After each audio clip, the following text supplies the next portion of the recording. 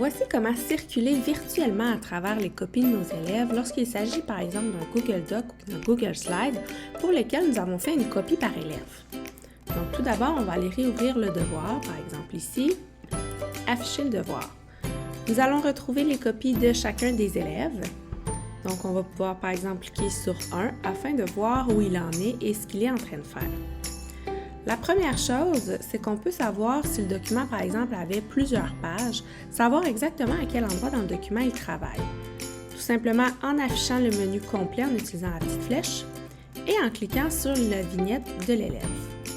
Ça va donc nous amener là où il a son curseur, donc là où il est en train de travailler. Donc ainsi, vous pouvez savoir si l'élève est dans le document, s'il est actif, et si plutôt l'icône devient de couleur pâle, c'est-à-dire que le document est ouvert sur l'ordinateur de l'élève, mais il n'est plus en train d'y travailler, il est sur autre chose. Cela vous montre donc qu'il est inactif.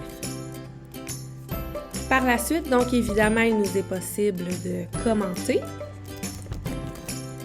Et si l'élève est présentement, comme vous pouvez voir, en train de travailler dans son document, il va voir les commentaires apparaître automatiquement de son côté. Il pourra alors nous répondre ou les indiquer comme terminés. Pour circuler virtuellement à travers les élèves, donc on va pouvoir utiliser les petites flèches qui sont ici afin de passer d'un élève à l'autre, ce qui ne nous oblige pas à ouvrir chacun des documents.